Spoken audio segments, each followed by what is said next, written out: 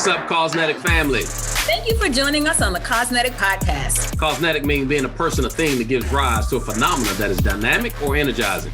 We're tackling topics and telling the truth. I'm Keith Benson. And I'm Rodrigo Ross. So today we're talking to what I believe are two of the greatest CEOs in our country. And this topic we're going to talk about is Moonshot. All about CEOs taking this innovative and community engagement approach to taking their organizations to the next level. And so today we have Mr. Jorge Perez, who's the president and CEO of the YMCA of Greater Cincinnati. And we have Mr. Steve Ives, who's the president and CEO of the YMCA of Houston. Yay! Yes. I'm excited. Yeah. I was calling him before we were recording. I felt starstruck. I'm so excited. I really am. Yeah. So we have the CEO series, and we wanted to kick it off with you guys because when our doors got closed, it was mandated for us to close. It was like, all right, well, what do we do? And you two took some different approaches at it, and then you also went into this whole thing with George Floyd incident, and you took another stance there. First, though, tell me, as a CEO, and that mandate came down, tell me, what were some of the things that came to your mind? Steve, you want to tackle that first? Well, yeah, I'd say my first question was, how quickly can I call Jorge Perez? Jorge and I, you don't know this, but we call each other frequently, especially when things are going sideways. And it's are you seeing what I'm seeing? Am I crazy? And so certainly that, reaching out to the network, Jorge being a significant piece of that was certainly phase one. But that was an eerie day for me. I actually started the day visiting centers, and because I knew that we were having to tighten up with some safety protocols, et cetera, and was checking in on people. I started the day in the southern part of our region. I ended up in the western part of our region, and before I was driving home, we had made the decision to close our Ys, and we were shut down by the end of that night into the next day. It was an eerie feeling at the time, for sure. But I remember being pretty clear in my head that this was not a short, and that's why I call Jorge, right? I don't think this is just a short disruption. I think this is the big one. I think this is the one that's going to cause us to both have to, but also, be able to make some dramatic change in our organization. Steve so perfectly states the mindset of that time. I mean, I remember thinking this is one of those movement shaping events that have happened to our movement over and over again. And it was clear. I remember thinking, are we going to be asked to close, or are we going to make the decision? Because what was happening in Cincinnati, and it was happening all over the country, is we had two competing challenges began to emerge. One was caused by the other for sure, but COVID was scaring all of us, and the governors were trying to figure out what to do. And then it was creating a ton of challenges for those on the front lines, particularly hospital employees. And I got a call from a desperate leader of one of our hospital systems in Cincinnati saying, can you help us with childcare? And I said, how many slots do you need? And they said 1,000. Wow. And I went, well, the only way to do that is we have to convert our YMCAs into childcare centers. And before we were mandated to close by the governor, we announced we were becoming pandemic childcare centers in our community.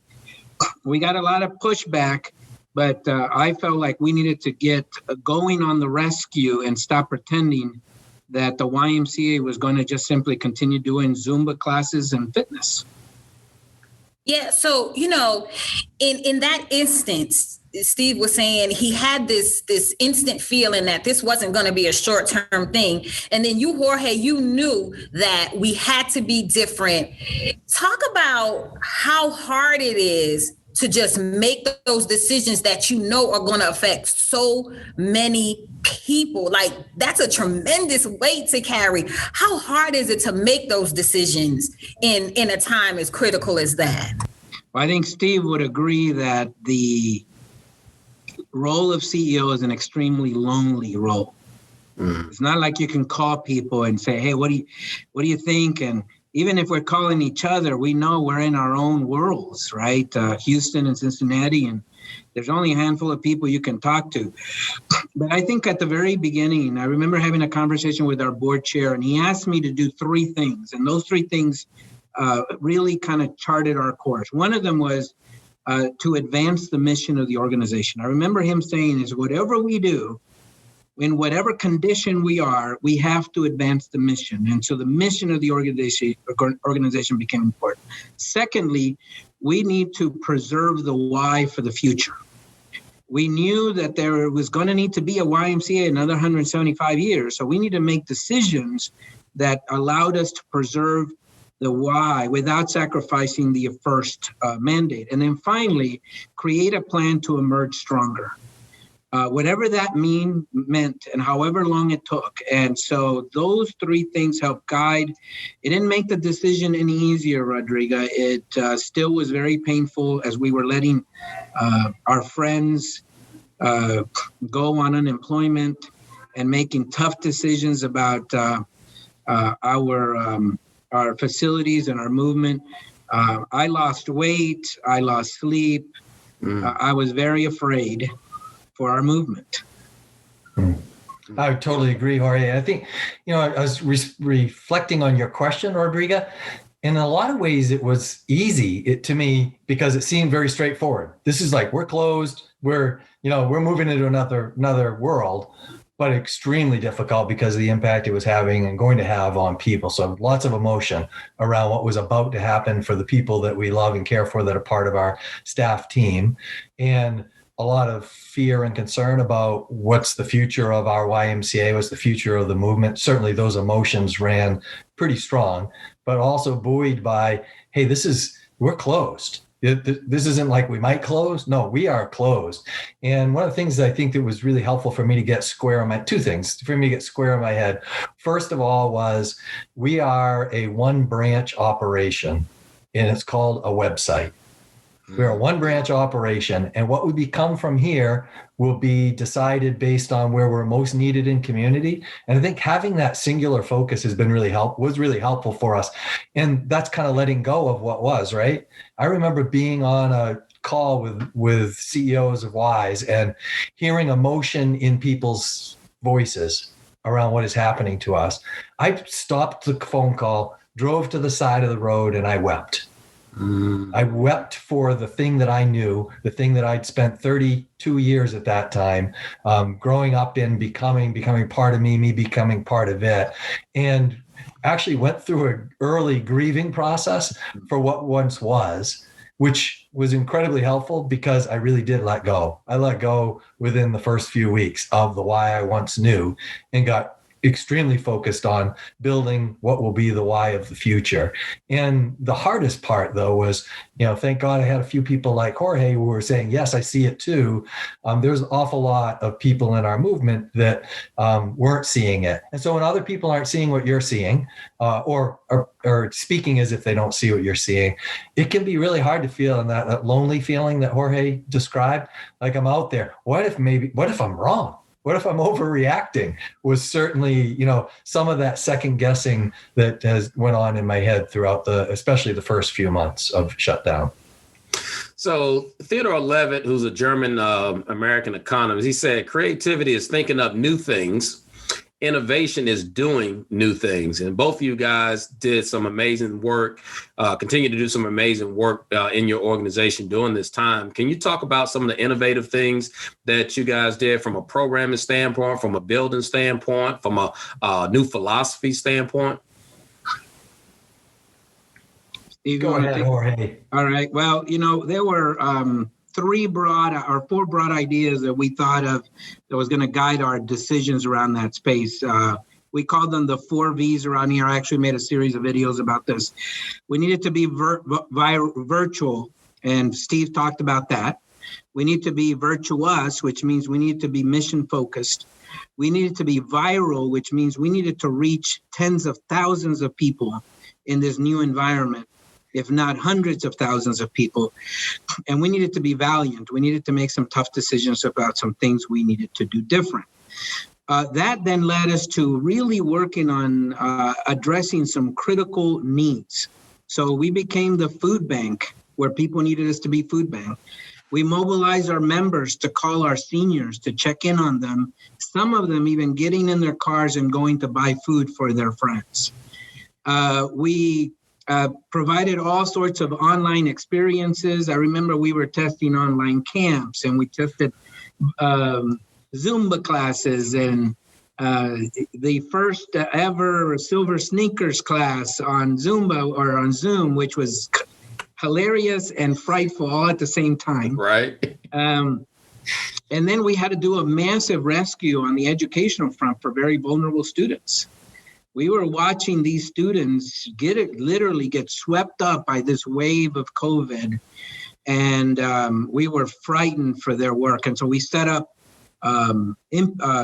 scholastic centers to work with them. And so we were inventing the YMCA, focused on the mission statement. You know, Steve's comment about it was pretty straightforward is exactly right. Our mission is to strengthen spirit, minds, and bodies, and it doesn't matter the environment in which we're doing it. For sure.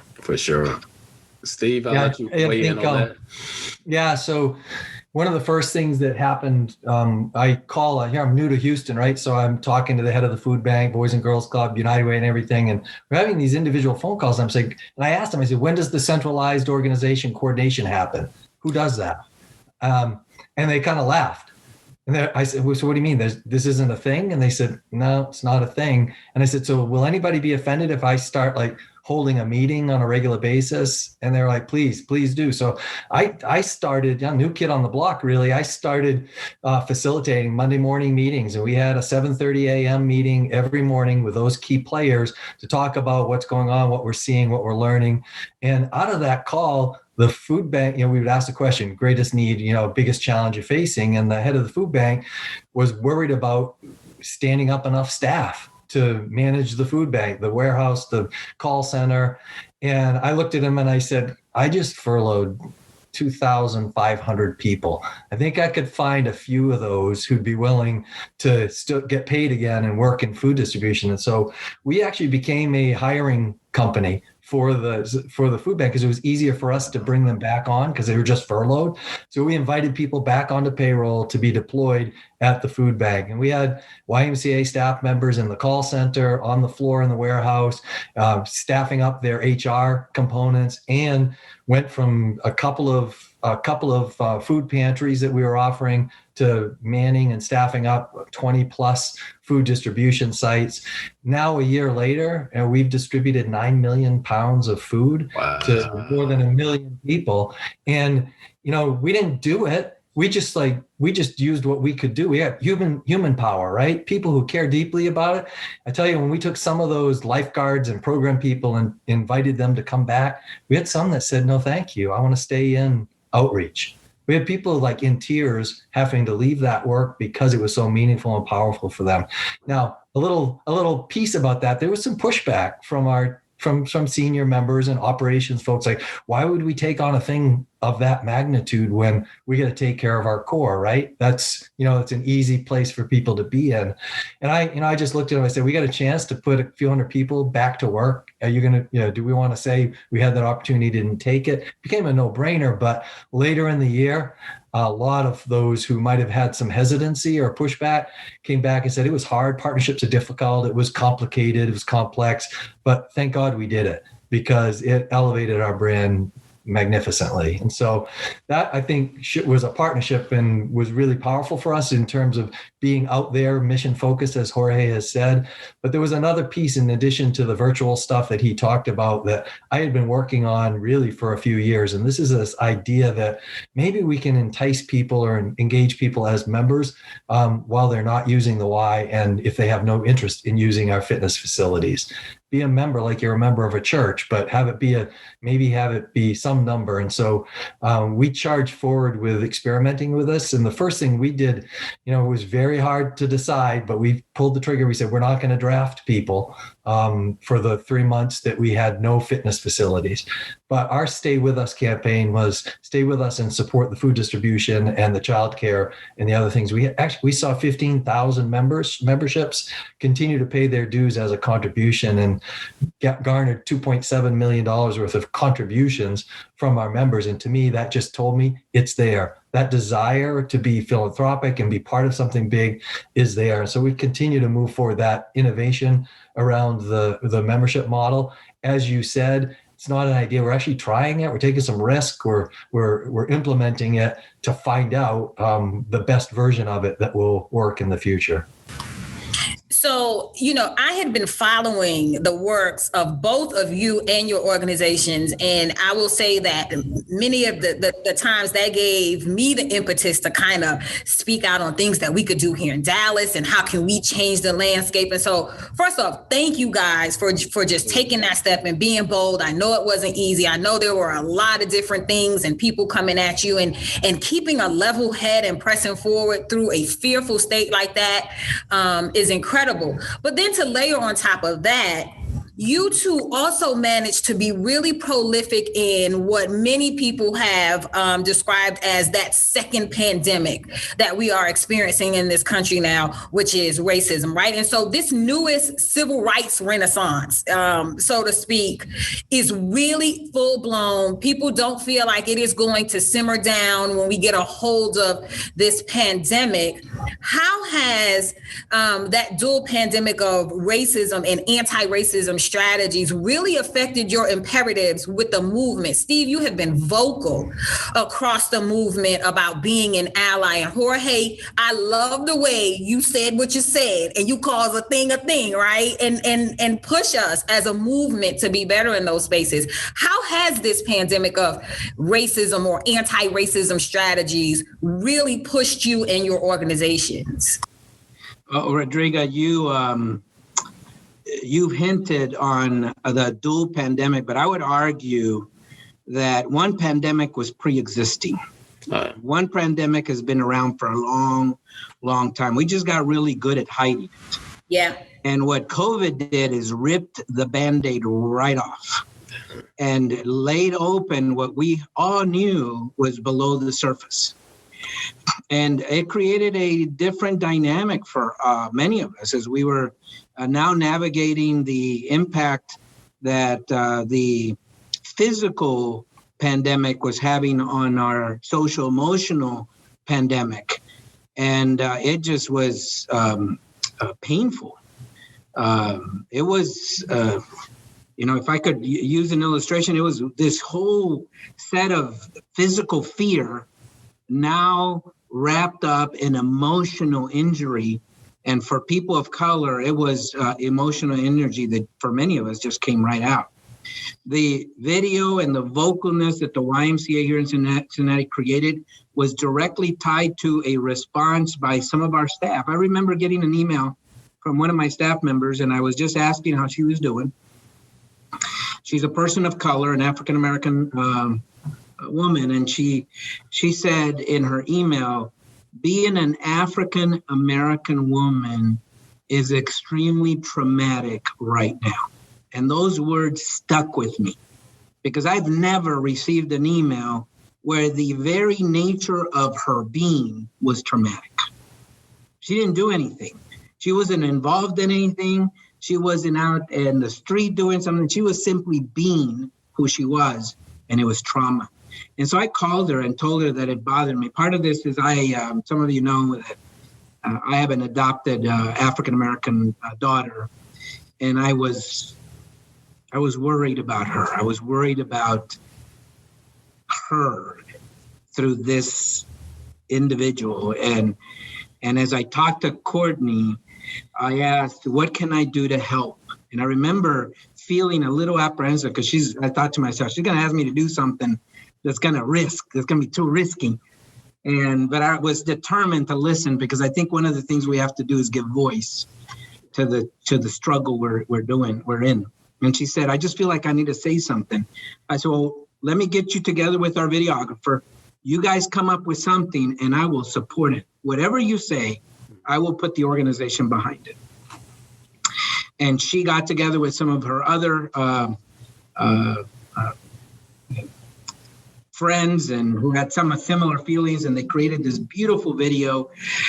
We launched it, and you should know before, and I remind people, a lot of folks, if people think that Cincinnati is this real progressive, front of the line kind of environment. The Cincinnati YMCA serves Northern Kentucky, where Mitch McConnell shows up on a fairly frequent basis, because that's the kind of environment we have. We have a red state and blue state combination situation. And so these kinds of decisions are complicated.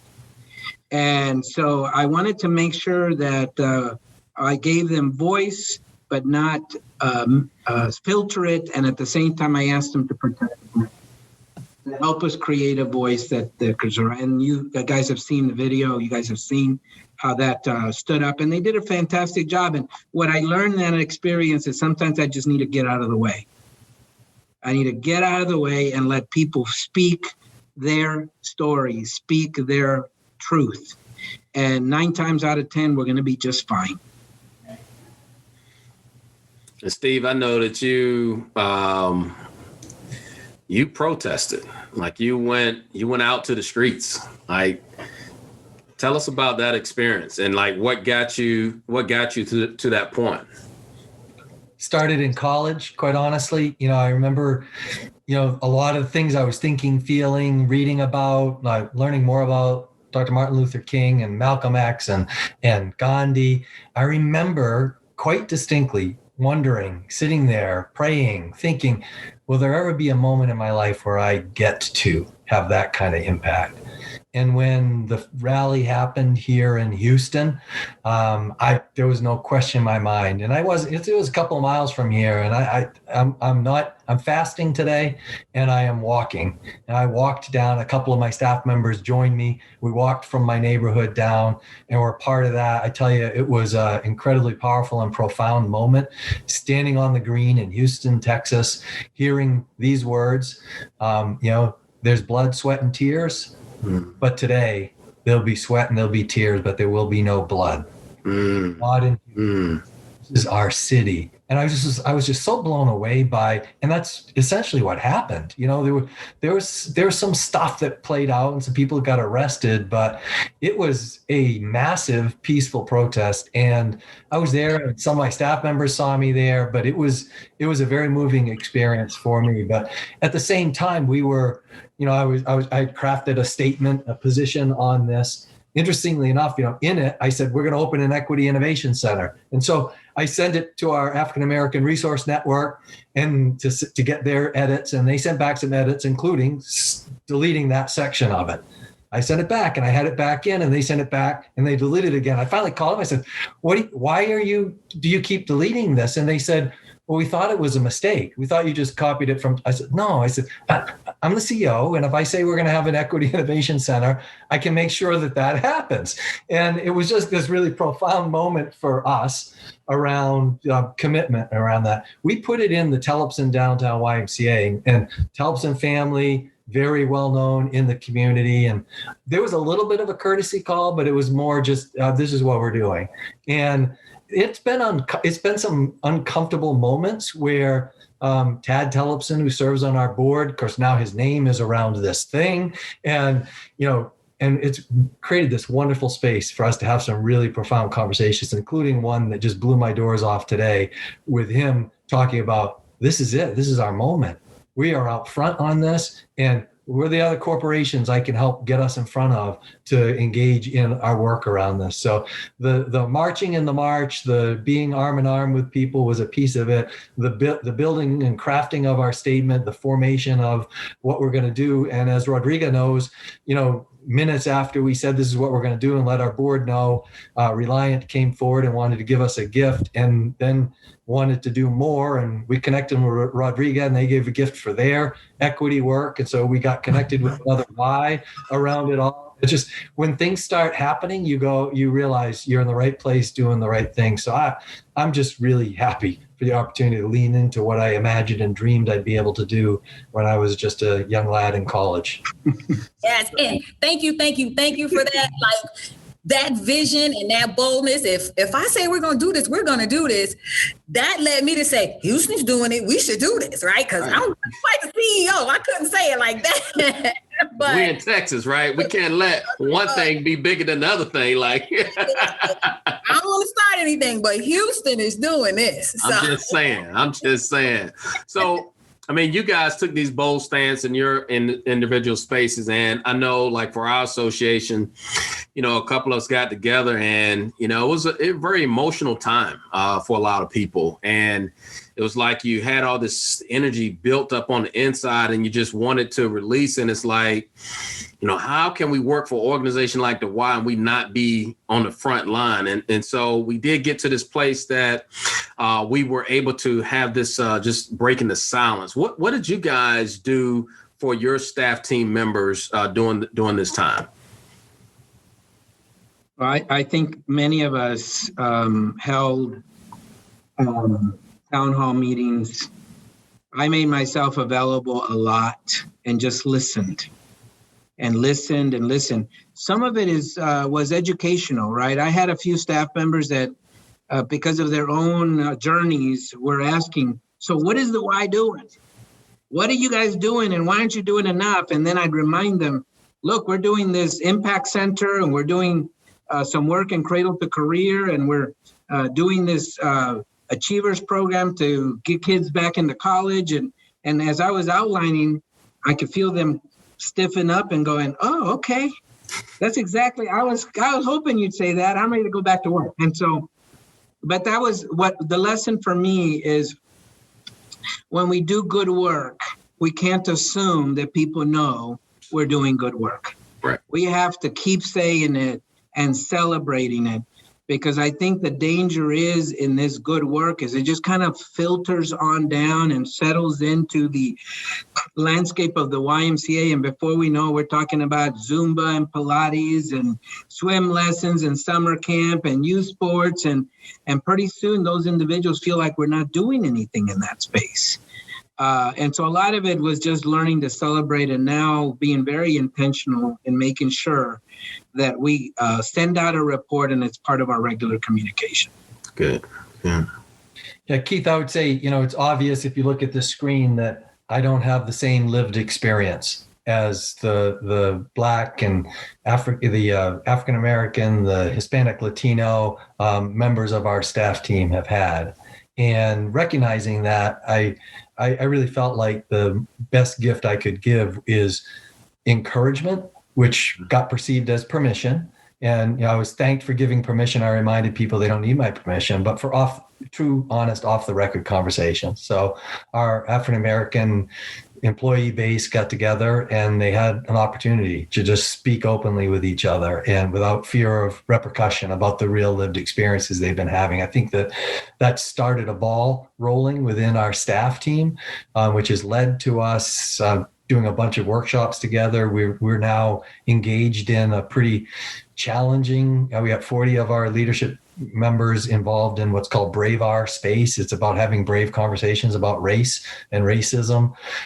It's not an easy lift, but going through it and experiencing it sends a message, and I think also has been pretty powerful. I figure if we can have brave conversations about that, we can tackle just about anything is the goal around that. So I think when we opened up our Equity Innovation Center, we talked about conversations, we talked about training, but we were very clear that we're going to start internally. So to your question, we've been focused internally, and we've been inviting others to come along with us, alongside us, really, emphasizing and standing up our ERGs and our internal conversations, our brave conversations, and our structure and network around it. The board this week will vote on a new committee structure, which includes a DEI committee of the board, which will be a formal committee of the board, and a task force that will be helping us engage more corporate partners, employers in the conversation we're having around that. But I think that it was key for me as a leader to recognize I can't pretend that I know what people are experiencing. Mm-hmm. I can have great compassion, I can care about it, but I can't pretend that I know what others who have had very different lived experiences in this country and on this planet than I have experienced. Yeah. Well, I could sit and talk with you guys all day, but I have got to get this question in before our time wraps up. If you had to tell folks inside and even outside of the movement at whatever level they are, whether they are program director, frontline, welcome center, CEO, executive director, aspiring CEO, if you had to tell them or give them some advice on what they could do now to help us as a movement recraft and rebrand and stay true to our mission and ensure that this YMCA does outlive the dual pandemics, right, that we are exposed to, what would you tell them? I would say two things come to mind. One of them is don't get accustomed to what you know and what you do. These are just tools. Swimming lessons are tools. Summer camps are tools. What we're about is the transformation of people's lives, and that has changed over and over and over again. If you had told our counterparts when the Village People wrote the song, the YMCA, because the lyric says it's fun to stay at the YMCA, not go to the Y, stay at the Y. If you told that staff that one day most of us wouldn't have dormitories, they'd say, I don't know about that. I don't know how we're going to serve people. So number one, don't get accustomed to the tool, get focused on the mission. And the mission is transforming people's lives. The second thing I'd say to individuals is don't get caught off guard when dealing with some of the significant issues of our time. My biggest frustration of our movement is we've been talking about diversity and inclusion since the day I came in the door. I remember as a program director being told, Jorge, your career at the Y is going to be so fantastic because you're Hispanic, Latino, and there aren't enough of you guys and you're going to have a great career. But you're at the top front end of that spear and it's going to be amazing. 25 years later, the number of Hispanic Latinos as a percentage of our professional movement is smaller. It didn't get better. The fact of the matter is that the pandemic broke open some inequalities, not just in our society, but inside of our movement.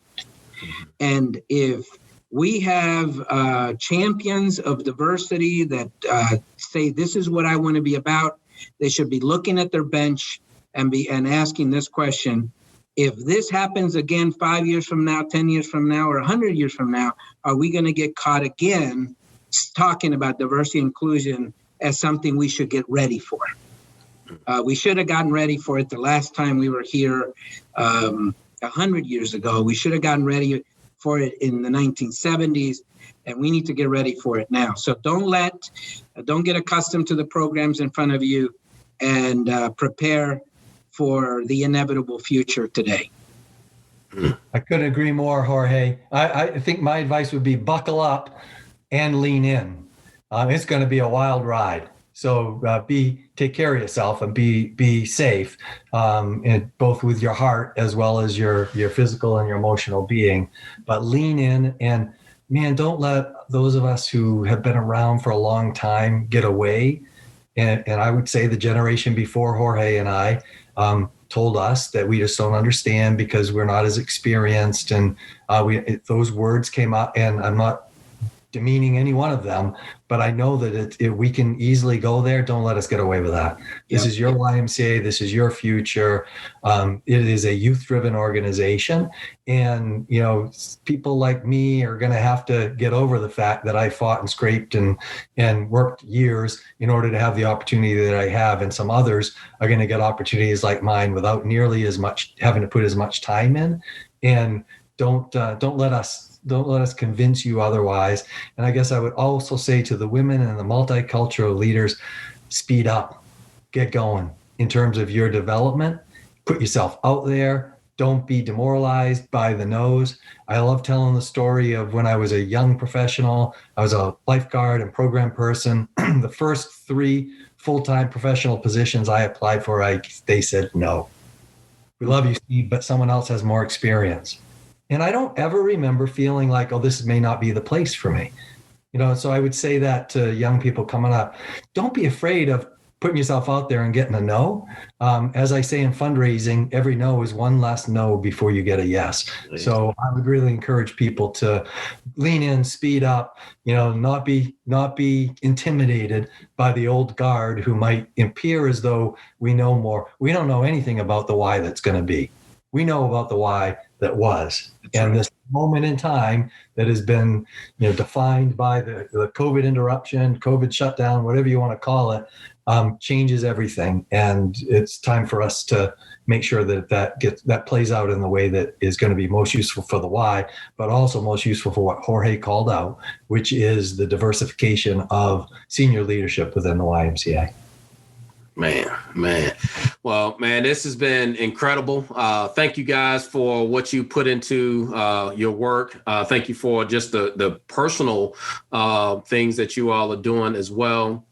We're grateful. We hear it many times. I'm on different calls, different group chats and all that with some of your leaders in your organizations, and they brag about the work that you guys doing. So it's authentic because, we can't have that parking lot conversation about you, right? But I would tell you that your team members are, they're talking loud and clear about you and the positive things that you guys are doing. And Steve, I did need to ask this question. Are you still a foster parent during this time? I understand that you guys have been fostering kittens over the last year.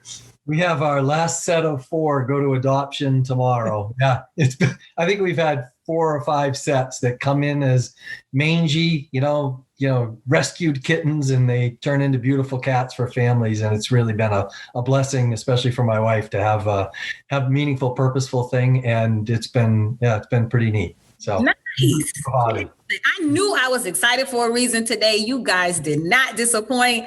Thank you for taking some time and sharing with us today. I cannot wait for everyone to hear the sage advice that you guys gave today. Couldn't have been a better partner to do this with than Jorge. Same here, Steve. Thank you so much. Keith, Rodrigo, thank you so much for advancing this important work. So thank you all for listening to Calls Netic. Well, we are tackling topics and telling the truth. Subscribe and listen to us weekly. And don't be shy. Give us a review. And as always, be dynamic. be phenomenal. Be cosmetic.